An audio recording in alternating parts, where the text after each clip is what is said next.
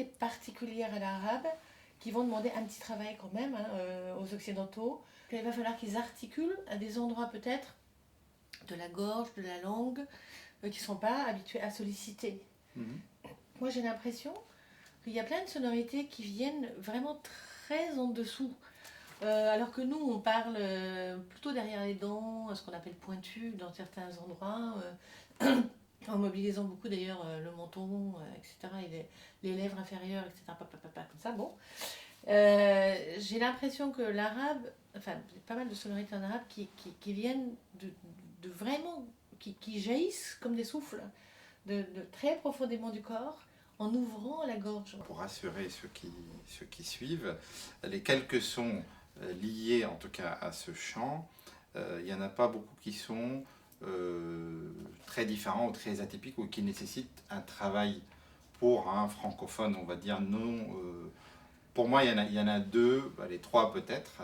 Les autres, c'est des adaptations, mais il n'y a pas de difficulté particulière. Il y a la différence déjà entre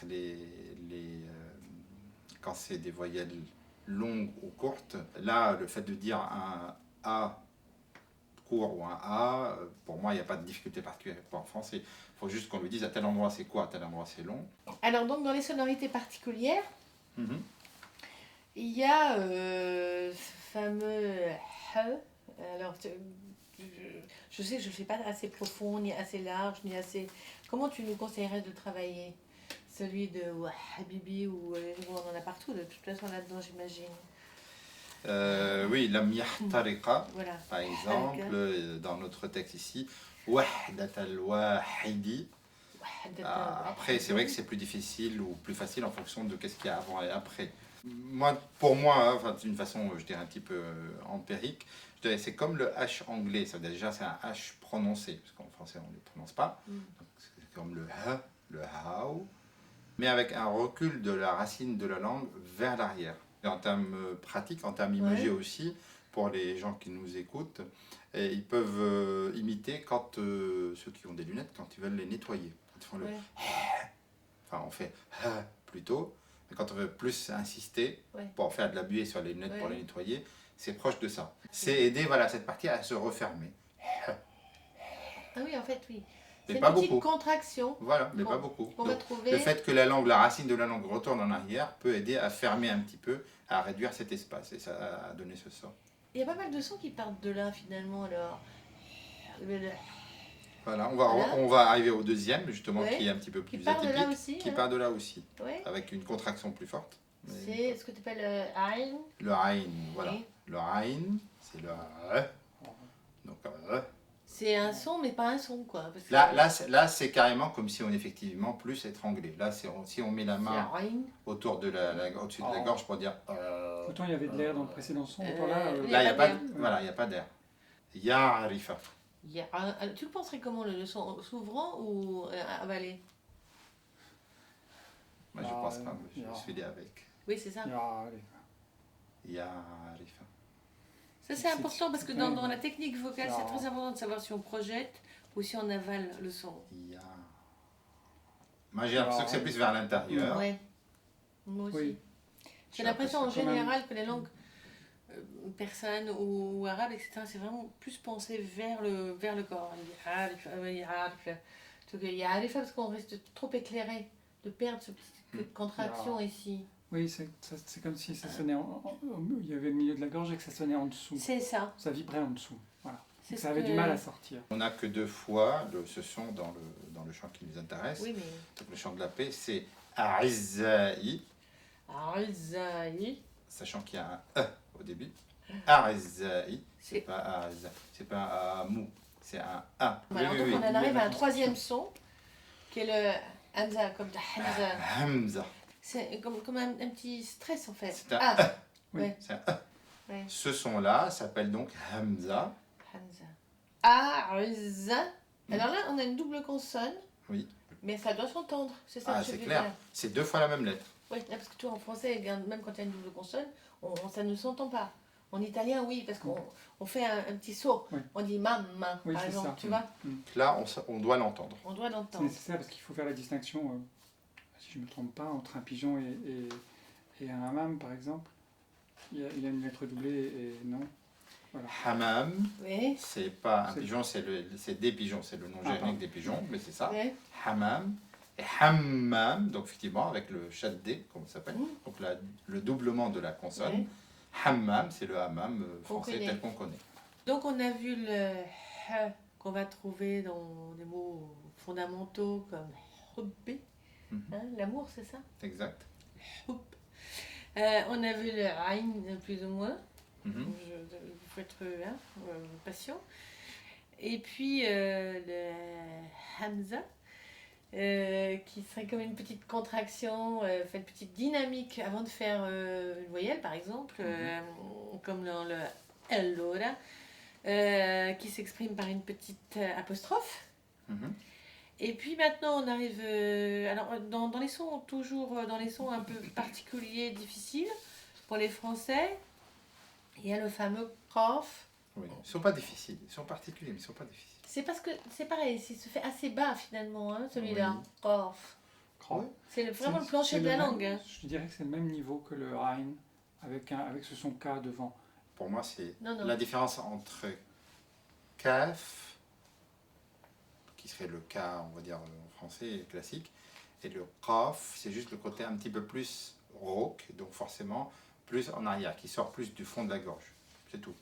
Pour retrouver un exemple, c'est qalb. Oui, qalb. C'est pas kalb. Alors attention, Oui. ça c'est un autre très joli Contresens. exemple, voilà, pour différencier. Kalb, c'est un chien, Ouais. et qalb, Qalb. c'est le cœur. Oui. Évidemment, on est très très loin en termes de sens et de valeur culturelle, je dirais. Donc, kelb et qalb. La seule différence, c'est la lettre. Donc, c'est qa et pas ka au début. Non mais sincèrement, Elie, pour vous ça paraît pas compliqué parce que j'ai l'habitude de le faire, mais déjà pour que les Français trouvent cette partie de la gorge, même en italien, ça va prendre des heures. Parce qu'on est tout, on est en français, on est ici, en italien, on est là, donc et on n'est jamais là, dans la gorge. Moi, ça m'a pris un certain nombre d'encombrements, parce que dans les encombrements, au lieu de m'énerver, je travaille la prononciation de langue impossible.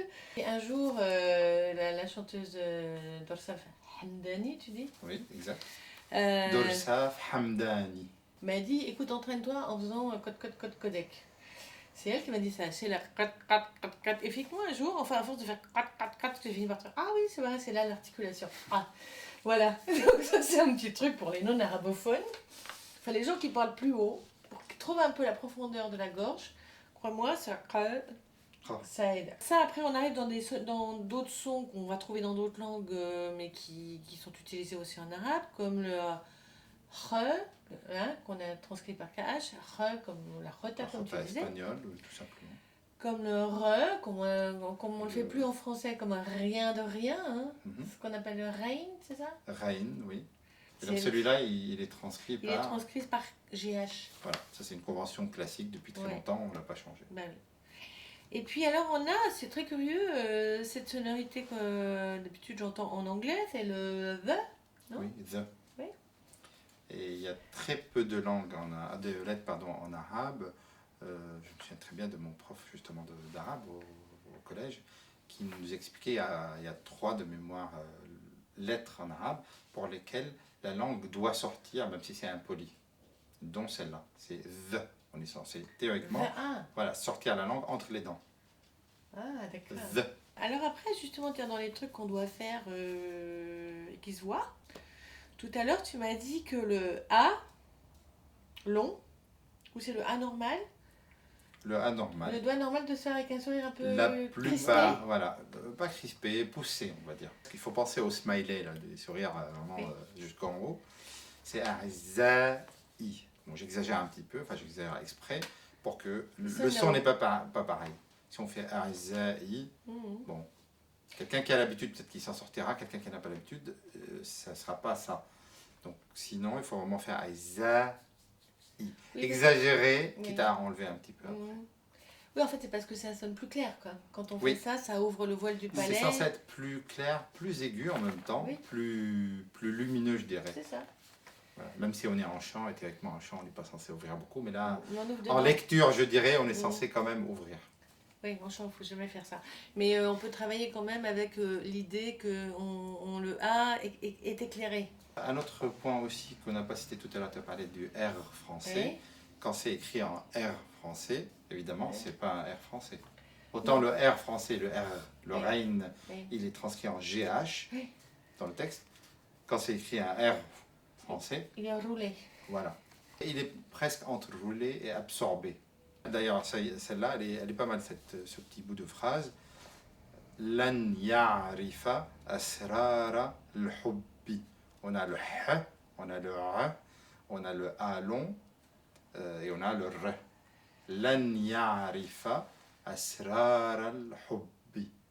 Lan, c'est avec Oui. le sourire. Oui. Lan, avec le Ain, Oui. j'imagine. J'ai entendu en tout cas. Lan ya'rifa Asrara ça, allons. Asrara al-hubbi. Voilà. Refais-le d'un seul coup. Non. Si. Si, lan ya'rifa asrara al-hubbi. Presque. C'est un bon exercice pour moi, les 4 ou 5 signes qu'on vient de citer.